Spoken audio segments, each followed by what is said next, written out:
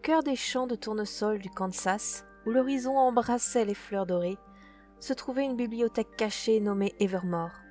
C'était un lieu de merveille, où les histoires voltigeaient comme des feuilles dans un automne éternel.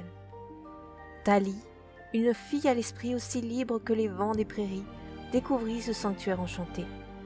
Son cœur, une bibliothèque sans limite de rêves, résonnait avec la magie d'Evermore.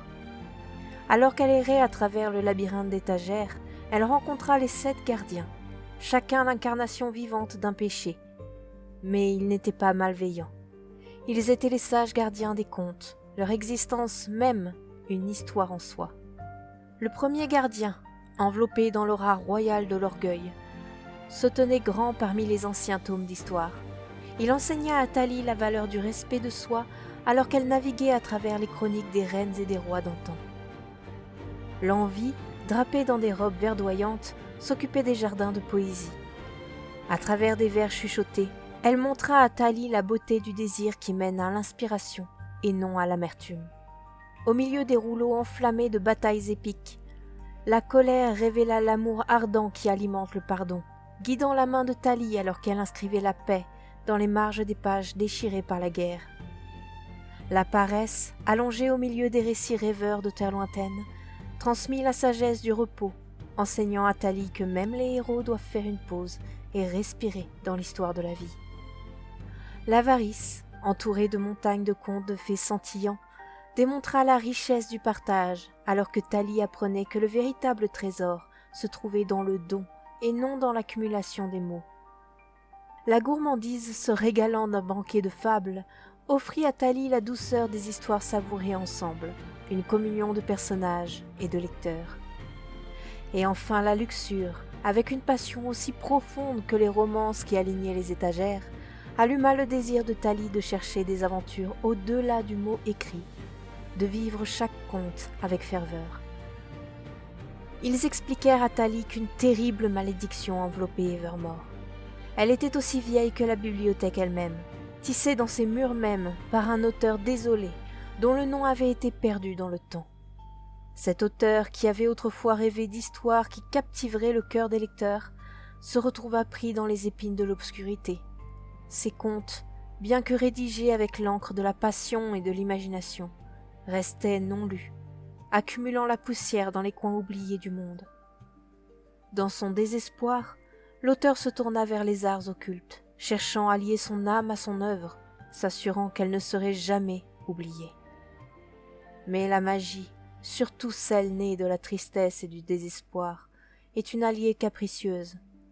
Le sort qu'il lança était à la fois une bénédiction et une malédiction. Il créa Evermore, un sanctuaire où toutes les histoires pourraient vivre pour toujours. Cependant, il portait également un écho sombre de l'angoisse de l'auteur. La malédiction se manifesta comme une ombre rampante, un voleur silencieux qui prenait l'essence des histoires, ne laissant derrière lui que des pages vides. Elle se nourrissait de la joie des lecteurs et de l'étincelle de l'imagination, menaçant de plonger le monde dans un vide éternel de silence sans fin. Les gardiens, liés à la bibliothèque, ne pouvaient que regarder alors que les histoires qu'ils chérissaient commençaient à s'estomper. L'arrivée de Thalie à Evermore n'était pas un simple hasard, c'était le murmure du destin. La malédiction, sentant son amour pur pour les histoires, vit en elle la clé de sa propre délivrance. Elle chercha à l'empoisonner, à la vider de sa passion et à ajouter ses contes à la collection de la bibliothèque. Mais Thalie, avec son esprit indomptable, retourna le pouvoir de la malédiction contre elle-même. Alors qu'elle voyageait dans l'immensité de la bibliothèque avec les gardiens, chaque défi auquel elle faisait face, chaque énigme qu'elle résolvait et chaque épreuve qu'elle surmontait, dénouait un fil de la malédiction. Avec chaque histoire sauvée, l'emprise de l'ombre s'affaiblissait et l'esprit de l'auteur, piégé dans la malédiction, commençait à trouver la paix. Dans la confrontation finale, dans la chambre la plus profonde d'Evermore, Thalie se tint devant l'incarnation de la malédiction. Un tourbillon de ténèbres résonnant avec les chuchotements de 1000 histoires perdues. Avec les gardiens à ses côtés, elle prononça les mots d'une nouvelle histoire. Une histoire d'espoir et de rédemption, écrite avec la compréhension qu'aucun conte, si petit soit-il, ne devrait jamais être oubliée. La malédiction, entendant sa propre histoire racontée avec une telle compassion, relâcha son emprise sur Evermore. L'esprit de l'auteur, enfin libre, s'éleva dans le royaume des légendes, où tous les auteurs trouvent leur repos éternel. La bibliothèque fut sauvée, et les histoires en son sein fleurirent à nouveau, leurs couleurs vibrantes contre la toile de fond des champs de tournesol. Le souhait de Thalie pour la clé de la connaissance lui fut accordé, non seulement comme une récompense, mais aussi comme une reconnaissance de son rôle de nouvelle gardienne des histoires, un titre qui lui fut conféré par la bibliothèque elle-même. Avec la clé, elle pouvait déverrouiller le cœur de chaque conte, assurant que la magie d'Evermore continuerait d'inspirer des générations à venir. Ainsi, la malédiction n'était plus, et la bibliothèque d'Evermore se tenait comme un phare de lumière dans un monde où les histoires sont l'essence même de la vie.